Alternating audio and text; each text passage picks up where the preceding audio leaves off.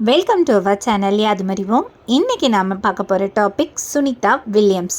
Sunita Williams பற்றின details எல்லாமே நாம் இந்த வீடியோவில் தெரிஞ்சுக்கலாம். சுனிதா வில்லியம்ஸ் பிறந்து வளர்ந்தது எல்லாமே அமெரிக்காவில் தாங்க. ஆனால் இவரோட அப்பா ஒரு இந்தியர். அவரோட பேர் பார்த்தோம்னா தீபக் பாட்டியா. இவங்களுடைய அம்மாவுடைய பேர் உர்சுலின் பென்னி. இவங்க ஒரு அமெரிக்கன். ஓகேங்களா? ஸோ இவங்க 2 பேர் மேரேஜ் பண்ணிக்கிட்டு இவங்களுக்கு 3 குழந்தைகள் பிறந்திருக்குங்க. அதில் ஒருத்தவங்க தான் இந்த சுனிதா வில்லியம்ஸ். சுனிதா வில்லியம்ஸ் பார்த்தோன்னா 1965 அமெரிக்காவில் ஒஹாயோ அப்படின்ற மாகாணத்தில் பிறந்திருக்காங்க. இதில் சுனிதா வில்லியம்ஸுடைய ஃபாதர் ஒரு இந்து, இவங்களுடைய மதர் ஒரு கத்தோலிக்கர். ஸோ இவங்க வீட்டில் எல்லா நேரமும் எல்லா மதமும் சம்மதம் அப்படின்ற மாதிரி தான் சுனிதா வில்லியம்ஸுடைய ஃபாதர் பகவத்கீதை, ராமாயணம், மகாபாரதம் போன்ற கதைகளை எல்லாமே குழந்தைகளுக்கு கற்பித்தாராம். அது மட்டும் இல்லைங்க, உடற்பயிற்சிக்குன்னு சிறப்பு கவனம் செலுத்தினாங்க. நீச்சலும் கற்றுக்கிட்டாங்க. ஸோ சுனிதா வில்லியம்ஸ் அதில் ரொம்பவே இன்ட்ரெஸ்டடாக இருந்ததுனால நிறைய பதக்கங்கள் ரிசீவ் பண்ணியிருக்காங்கன்னே சொல்லலாம். சுனிதா வில்லியம்ஸ்க்கு மெடிசன் படிக்கணுன்னு தாங்க இன்ட்ரெஸ்டட். ஆனால் அவங்களுக்கு பிடிச்ச காலேஜில் சீட்டு கிடைக்காதனால அவங்க பிரதரோட அட்வைஸ்னால் இவங்க அமெரிக்க கடற்படை அகாடமியில் சேர்ந்தாங்க 1983. அடுத்ததாக 1989 கடற்படையில் பயிற்சி விமானியாக சேர்ந்தாங்க.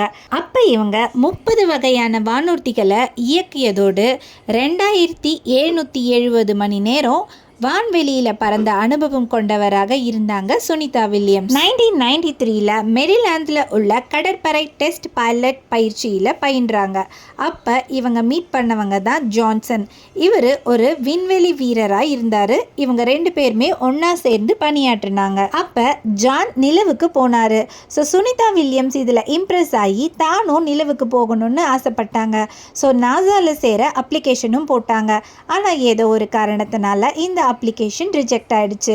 அடுத்ததான் 1995 ஃப்ளோரிடா இன்ஸ்டியூட் ஆஃப் டெக்னாலஜியில் பொறியியல் மேலாண்மையில் பிஜி பட்டம் வாங்கினாங்க. ஸோ அகெயின் 1997 இவங்க நாசாவில் அப்ளிகேஷன் போட்டாங்க. இந்த வாட்டி அக்செப்ட் பண்ண உடனே ரொம்பவே ஹாப்பி ஆயிட்டாங்க சுனிதா வில்லியம்ஸ். ஸோ விண்வெளி வீரராக ஆனாங்க. 2006 டிசம்பர் 9 ஃபஸ்ட்டு டைமாக டிஸ்கவரி விண்கலத்தின் மூலம் விண்வெளிக்கு பயணத்தை மேற்கொண்டாங்க. எக்ஸ்பெடிஷன் 14 குழுவோட பணிகளை தொடர்ந்து அவர் எக்ஸ்பெடிஷன் 15 விண்கலத்தில் பணிகளை முடிச்சுட்டு 2007 ஜூன் மாதம் பூமிக்கு திரும்பி வந்தாங்க. அடுத்த கட்டமாக 2012 ஜூலை 15 2வது முறையாக ரஷ்யாவுடைய சோவ்யூஸ் DMA-05M விண்கலத்தின் மூலம் போனாங்க.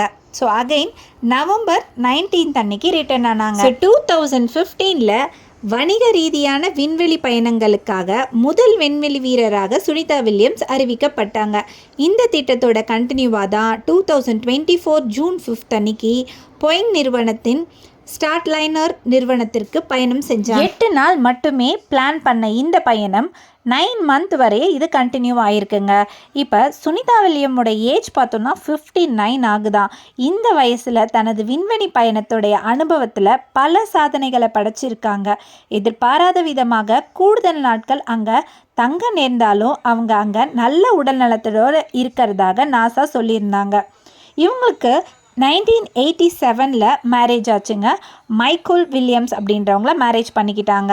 2025 மார்ச் 19 அன்னைக்கு 9 மாதங்களுக்கு அப்புறம் சுனிதா வில்லியம்ஸ் வீடு திரும்பினாங்க. ஓகே, 1961 யூரி காரின் விண்வெளிக்கு சென்ற முதல் மனிதர் என்ற சாதனையை படைச்சிருக்காங்க சுனிதா வில்லியம்ஸ். ஆனால் இப்போ விண்வெளியில் அதிக நாட்கள் விண்ணில் இருந்த பெண்மணி என்ற சாதனையை சுனிதா வில்லியம்ஸ் படைச்சிருக்காங்க. ஸோ ரொம்பவே பெருமைக்குரிய விஷயம் இது. ஸோ இந்த வீடியோவில் சுனிதா வில்லியம்ஸ் பற்றின பேசிக் டீட்டெயில்ஸ் எல்லாம் சொல்லியிருக்கேன். ஸோ இந்த இன்ஃபர்மேஷன் உங்களுக்கு ரொம்ப யூஸ்ஃபுல்